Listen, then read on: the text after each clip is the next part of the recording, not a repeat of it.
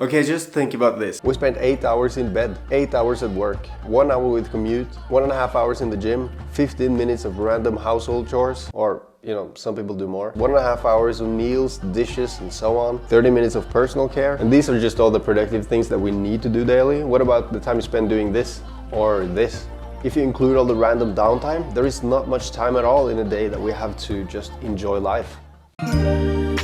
I used to work at construction sites, and not because I particularly enjoyed it.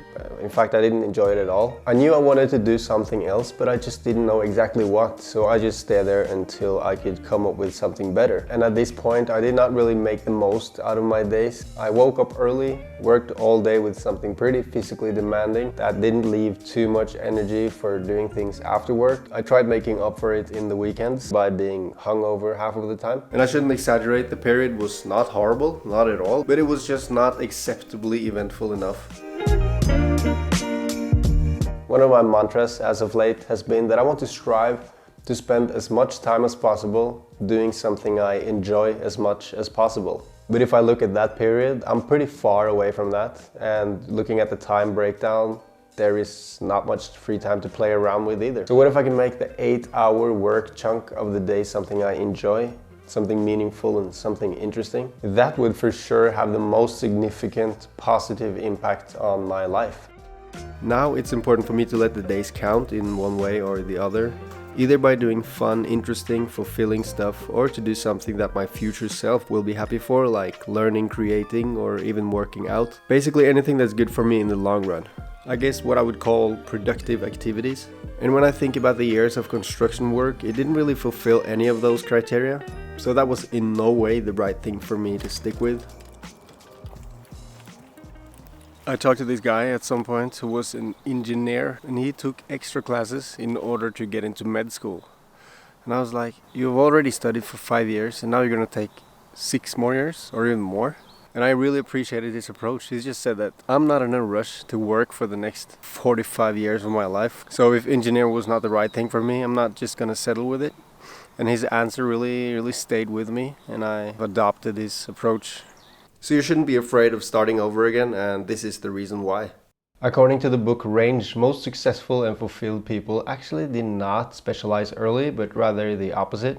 I must admit I actually haven't read the book, but I've seen a video summary, and let me just give you the core message real quick. A study was conducted at Harvard interviewing people in a wide range of jobs, midwives, engineers, master sommeliers, and what they found was that every successful and fulfilled person in the study did not actually have a straight path towards their ultimate profession, but they worked in different fields and met different types of people, and instead of having 5 or 10-year career goals, they rather had 90-day goals, because their mindset was so much more focused on the present and their preferences and goals in the moment. Because we don't really know what we want to do and really who we are in 10 years from now. Just think about an 18-year-old right now who's found the perfect profession that they're going to do for the rest of their lives. And let's take a 28-year-old who's also found the perfect job, but this person has sampled different types of jobs and gathered experience throughout the last 10 years. Which one of these would you have bet on having found the most perfect job years later?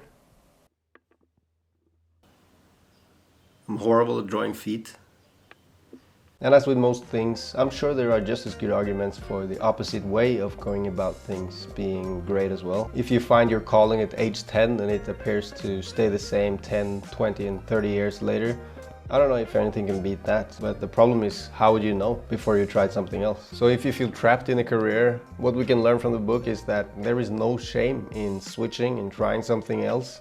It might actually be the best thing you can do. I think it's appropriate with a little disclaimer. I understand that I'm coming from a place of privilege and that it's not so easy for anyone to just drop what you're doing and do something else with your life. But I'm just saying that if you're lucky enough to be in a situation where it's possible to sample around and try different things, then you should do it.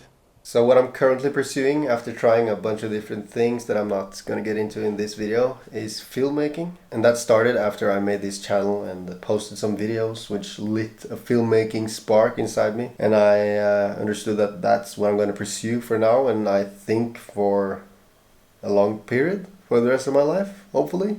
I'm documenting the entire career change in a video series that I'll link somewhere. So instead of hearing me rambling about it here, you can go watch it unfold instead. I just want to revisit the point I made about productivity earlier, where I said it is doing something fulfilling now or doing something that is beneficial in the long term. And I'm not sure if that's like my definite personal understanding or definition of the word, but I think I'm heading in the right direction. Because when other people talk about productivity, I often get the sense that the goal is to have an insanely high output and that we shouldn't have downtime, and that the goal is to just, I don't know, I could just lock myself down in the basement and write scripts for 2 weeks in a row, and that is being productive.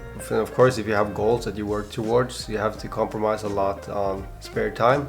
But I think I want my understanding of the word to be more of a dynamic thing, having the right balance between having the output and the working hard mentality, enjoying life, and also the circumstances here and now.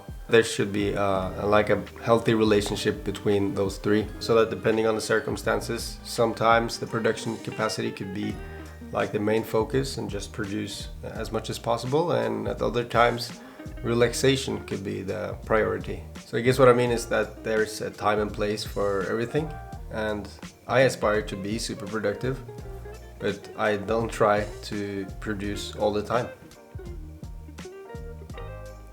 So either I've misunderstood what the phrase means, or I just have a bit of a different understanding of it. And if you have any opinions on this, I'd love to hear what you have to say, or read what you have to write. I will leave a link to the Career Change video playlist here if you want some inspiration on how you can do the same as well. And I will leave a link to the Range book summary video here also, because it really inspired me and I hope it could do the same for you. Yeah, so thank you for watching this video and I hope you got something out of it. See ya.